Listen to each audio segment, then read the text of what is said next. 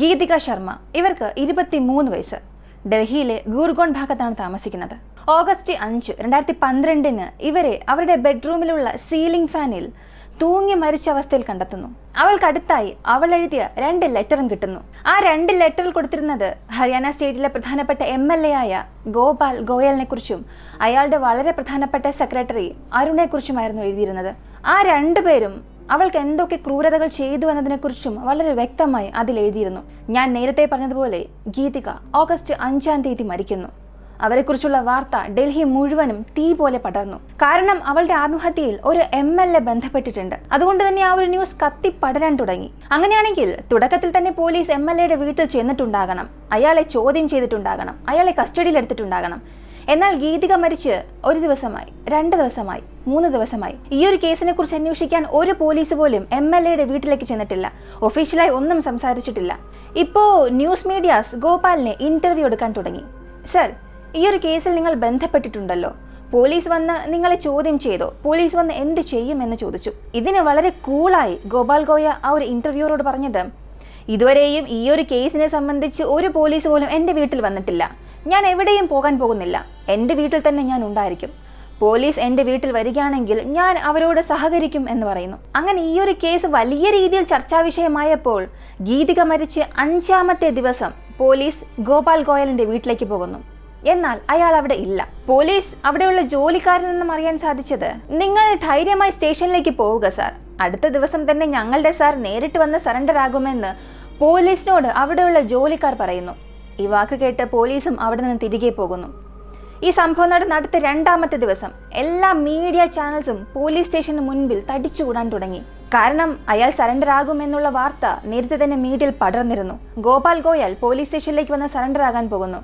ആ ഒരു കാഴ്ച റെക്കോർഡ് ചെയ്യാനായി മുഴുവൻ മീഡിയാസും പോലീസ് സ്റ്റേഷന് മുൻപിൽ കാത്തിരിക്കുന്നു. ഇപ്പോ ഗോപാലിന്റെ മീഡിയ വാൻ പോലീസ് സ്റ്റേഷനിലേക്ക് വരുന്നു. ഗോപാൽ ഗോയൽ ഒരു MLA എന്നല്ലേ പറഞ്ഞത്, അയാൾക്കൊരു മീഡിയ ചാനൽ ഉണ്ടോ എന്ന് ചോദിച്ചാൽ, അയാൾ എത്ര വലിയ ആളെന്ന് ചോദിച്ചാൽ, സ്വന്തമായി ഡൊമസ്റ്റിക് എയർലൈൻസ് ഉണ്ടായിരുന്നു.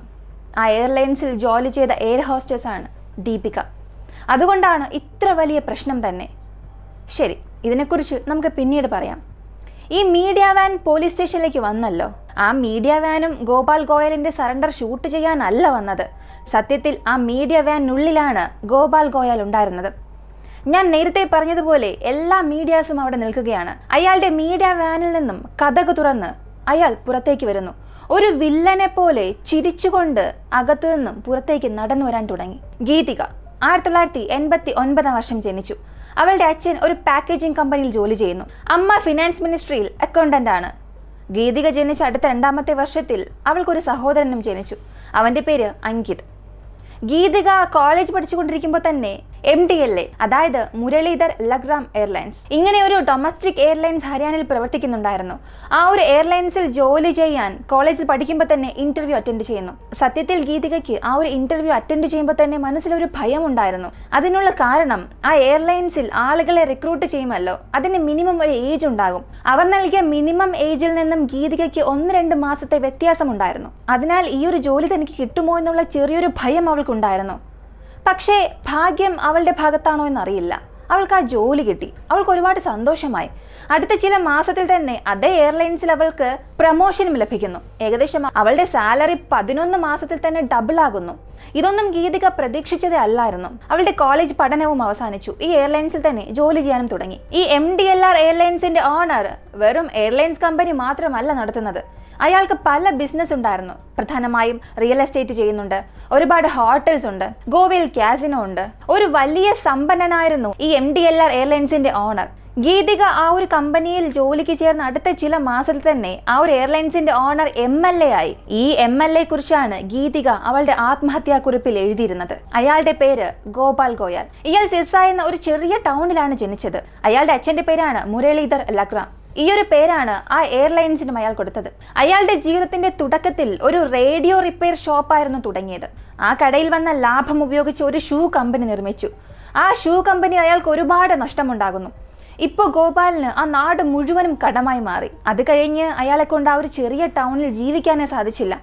ഇപ്പോൾ ഗോപാൽ ഡൽഹിയിലേക്ക് വരുന്നു. ഡൽഹിക്കടുത്തുള്ള ഗൂർഗോ പ്രദേശങ്ങളിലെ സ്ഥലങ്ങൾ വളരെ ചീപ്പായ റേറ്റിന് കിട്ടുന്നു എന്ന് മനസ്സിലാക്കുന്നു.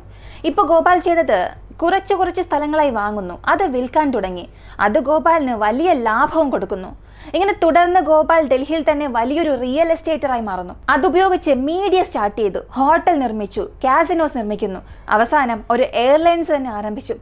ഈ ഒരു സാഹചര്യത്തിലാണ് ഗീതിക അയാളുടെ കമ്പനിയിൽ തന്നെ ഇന്റർവ്യൂവിൽ പോയത്. ഈ ഒരു കേസിൽ പറയുന്നത് ദീപിക ആ ഇന്റർവ്യൂ അറ്റൻഡ് ചെയ്തുകൊണ്ടിരിക്കുമ്പോൾ തന്നെ ഗോപാൽ CCTV ഫൂട്ടേജ് വഴി ആ ഒരു ഇന്റർവ്യൂ വാച്ച് ചെയ്യുന്നുണ്ടായിരുന്നു. സാധാരണ എല്ലാവരും ഇന്റർവ്യൂ അറ്റൻഡ് ചെയ്യുന്ന സമയത്ത് അയാൾ ഇങ്ങനെ നോക്കും എന്നും പറയുന്നുണ്ട്. പക്ഷെ ഇത് സത്യമാണോ എന്നറിയില്ല. അങ്ങനെ ഈ CCTV ക്യാമറയിലൂടെ അയാൾ ദീപികയെ കാണുമ്പോൾ തന്നെ അയാൾക്ക് ഗീതികയോട് ഒരുപാട് ഇഷ്ടപ്പെട്ടു. അതുകൊണ്ടാണ് ഗീതികയ്ക്ക് തുടർന്ന് പ്രമോഷൻസ് കൊടുത്തത്. ഗീതികയുമായി വെക്കേഷൻ ട്രിപ്പിന് പോയി. അവൾക്ക് ഒരു കാർ ഗിഫ്റ്റ് ചെയ്തതായും പറയുന്നു. എന്തിന്? അയാളുടെ എയർലൈൻസ് ഡൗൺ ആയതിനു ശേഷം ഗീതികയെ അയാളുടെ കാസിനോയിൽ തന്നെ വളരെ പ്രധാനപ്പെട്ട ഒരു പോസ്റ്റിൽ നിയമിച്ചു. ഗീതികയുടെ ആഗ്രഹം, സ്വപ്നം തന്നെ ഫോറിനിൽ പോയി പഠിക്കണമെന്നുള്ളതാണ്. അതിനുള്ള ചിലവുകൾ പോലും അയാൾ ചെയ്യാമെന്ന് ഗീതികയ്ക്ക് വാക്കുകൊടുത്തതായും പറയുന്നു. ഇവർ രണ്ടുപേർക്കും ഇടയിൽ വളരെ റൊമാൻറ്റിക് ആയിട്ടുള്ള ഒരു റിലേഷൻഷിപ്പ് ഉണ്ടായിരുന്നു. എന്നാൽ അതിനപ്പുറമുള്ള എന്തെങ്കിലും ബന്ധമുണ്ടായിരുന്നോ എന്നുള്ളത് അറിയില്ല. ഈ ഒരു കേസ് അനുസരിച്ച് ഗീതിക 2012 വർഷം ആശുപത്രിയിൽ പോയി അബോർഷൻ ചെയ്തിട്ടുണ്ട്. എന്നാൽ ആ ഒരു കുഞ്ഞ് ഈ ഗോപാലിന്റെ കുഞ്ഞാണോ എന്ന് പോലും കോടതിയിൽ തെളിയിക്കാൻ സാധിച്ചില്ല. ശരി, ഇതെല്ലാം ഓക്കെ. ഇപ്പോൾ എന്താണ് പ്രശ്നമെന്ന് ചോദിച്ചാൽ ഇവർക്ക് രണ്ടുപേർക്കും ഇടയിൽ ഏതോ ഒരു ബന്ധമുണ്ടായിരുന്നു. ഒരു ഘട്ടത്തിൽ അത് ഗീതികയുടെ താല്പര്യത്തോടു കൂടിയാണോ താല്പര്യമില്ലാതെയാണോ എന്നൊന്നും അറിയില്ല.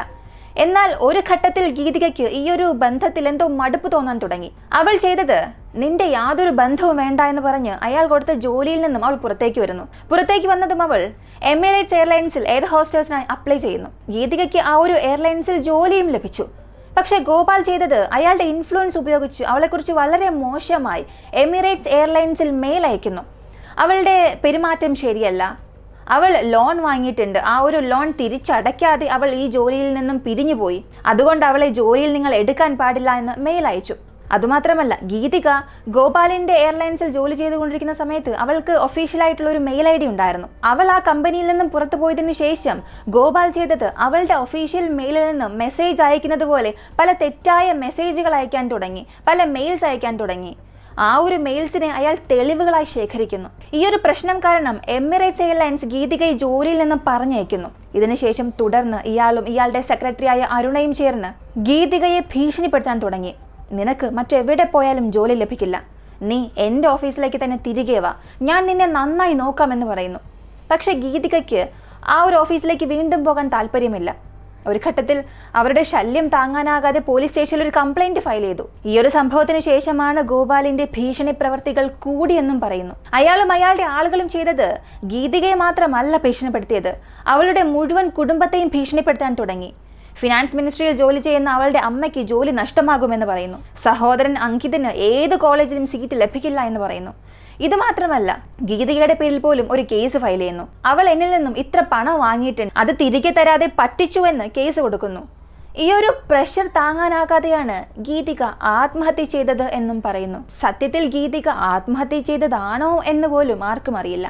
കോടതിയിൽ ഈ ഒരു കേസ് നടന്നുകൊണ്ടിരിക്കുന്ന സമയത്ത് ഗോപാലിന് യാതൊരു ശിക്ഷയും കിട്ടുന്നത് പോലെ അവരുടെ കുടുംബത്തിന് തോന്നിയില്ല. പക്ഷെ ആ സമയത്തൊക്കെയും ഗീതികയുടെ കുടുംബത്തിന് ഭീഷണി കോളുകൾ വന്നുകൊണ്ടിരുന്നു. ഇങ്ങനെ ഒരു ഘട്ടത്തിൽ ഗീതികയുടെ അമ്മ അവൾ മരിച്ച അതേ ബെഡ്റൂമിൽ, അവൾ തൂങ്ങി മരിച്ച അതേ സീലിംഗ് ഫാനിൽ അവരും തൂങ്ങി മരിക്കുന്നു. അതും അവൾ മരിച്ച അടുത്ത 6 മാസത്തിൽ തന്നെ. അവരും ആത്മഹത്യാ ലെറ്റർ എഴുതിയിരുന്നു. അതിലും ഗോപാലിനെ കുറിച്ചും അരുണയെക്കുറിച്ചുമായിരുന്നു എഴുതിയിരുന്നത്.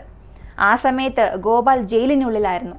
എങ്കിൽ പോലും ആ കുടുംബത്തിന്റെ ഭീഷണി കോളുകൾക്ക് യാതൊരുവിധ കുറവുമില്ലായിരുന്നു. ഗീതിക മരിച്ച അടുത്ത 1.5 വർഷത്തിൽ, കറക്റ്റ് പറഞ്ഞാൽ 17 മാസത്തിൽ ഗോപാലിന് ബെയിൽ ലഭിച്ചു. ഗീതിക മരിച്ച് 11 വർഷം കഴിഞ്ഞ് ഈ ഒരു കേസിന്റെ വിധി വരുന്നു.